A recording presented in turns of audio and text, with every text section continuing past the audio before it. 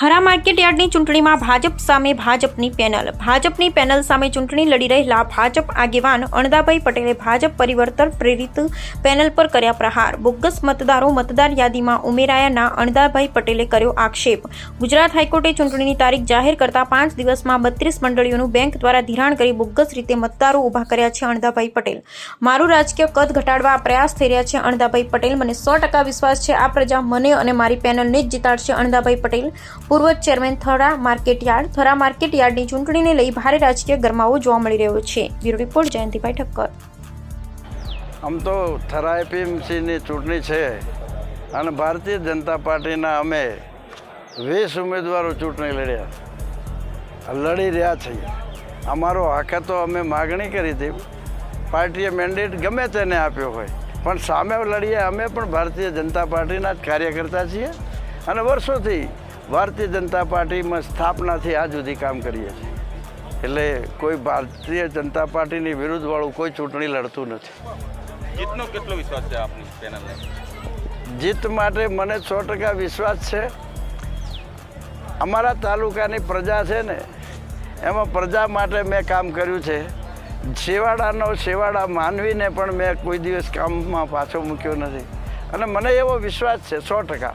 કદાચ કોઈ ગુમરાહ કર્યા હોય ને કોઈ વોટ ના હાલે, પણ મને વિશ્વાસ છે કે મારા તાલુકાની પ્રજા 60થી કરી અને 75% વચ્ચે મતદાન મારી ફેવરમાં કરશે.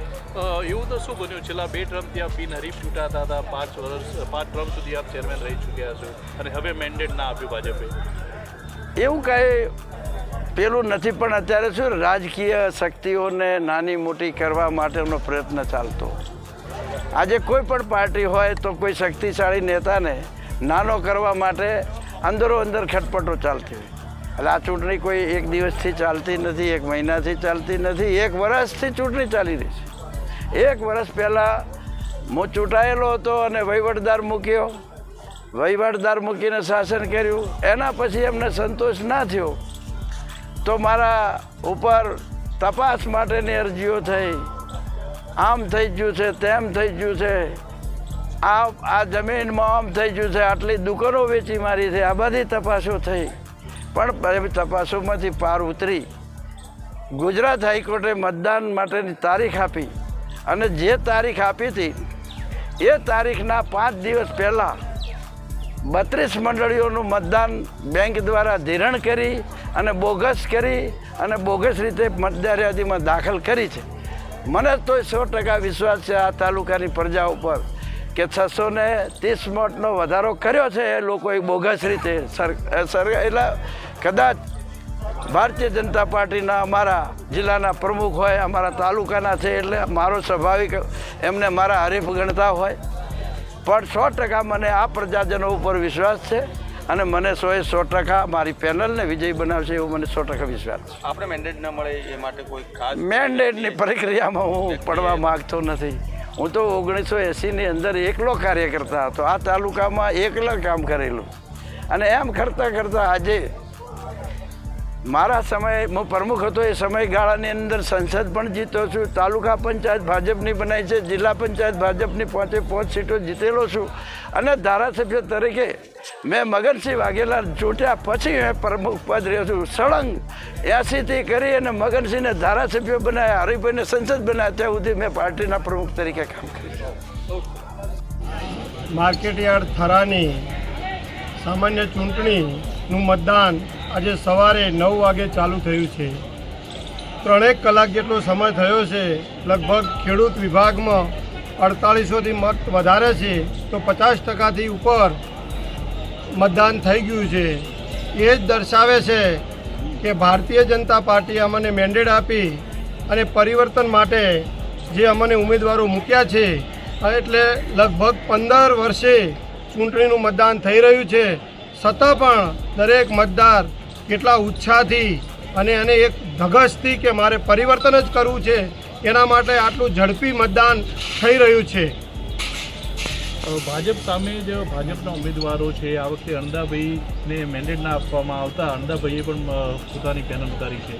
ભારતીય જનતા પાર્ટીનો કાર્યકર્તા ગમે તે હોય, ભારતીય જનતા પાર્ટીના વિરુદ્ધમાં ક્યાંય પણ ચૂંટણી લડે જ નહીં. ભારતીય જનતા પાર્ટીના વિચારો એટલા ઊંચા છે, પણ એમના વિચારોમાં કંઈક ફેરફાર હશે એટલા માટે પાર્ટી સામે ચૂંટણી લડે છે. ખાસ કરીને અણદાભાઈ આક્ષેપ કર્યા છે કે 340 જેટલા મતદાતાઓ છે તે ખોટા ઉભા કર્યા. મંડળીઓ 650 મતદારો. 650 મતદારો કોઈ ખોટા મતદારો ઊભા કરેલા નથી. પ્રથમ યાદી મતદારની આવી તારે પણ એ યાદીમાં આવેલા છે, બીજી યાદી આવી તો એમાં પણ આવેલા છે, ત્રીજી યાદી આવી તો એમાં પણ આવેલા છે. જે મંડળીનો મતદાર એના નિયમમાં યાદીમાં નિયમિતતા ધરાવતો હોય એ જ મતદાર આવેલો છે. જો પહેલો ને બીજો ને ત્રીજી ત્રણેય યાદીમાં આવ્યા હોય તો કોઈ ખોટો મતદાર હોઈ શકે નહીં. છતાં એ સામેવાળી પાર્ટી ભાજપ વિરોધમાં જે લડે છે એ હાઈકોર્ટ ગયા હતા. હાઈકોર્ટે પણ એનું જજમેન્ટ આપ્યું છે કે ભાઈ આ મતો માન્ય છે, એ જ નક્કી કરે છે. અમારે કંઈ વધારે ખુલાસો કરવાની જરૂર નથી. જીતનો કેટલો વિશ્વાસ? અમને પૂરેપૂરો 100% ભારતીય જનતા પાર્ટીની પેનલ બહુમતીથી વિજય થશે એટલો પૂરેપૂરો વિશ્વાસ છે.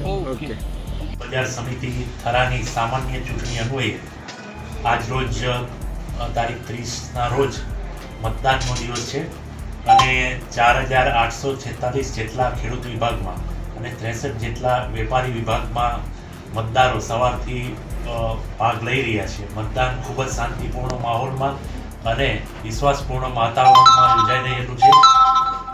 અત્યાર સુધી જે પહેલા 2 કલાક 9થી 11 સુધીના આંકડાઓ છે એ મુજબ 41.73% જેટલું મતદાન પૂર્ણ થઈ ચૂક્યું છે અને શાંતિપૂર્ણ અને વિશ્વાસપૂર્ણ વાતાવરણમાં મતદાન થઈ રહ્યું છે. આપનું શુભ નામ?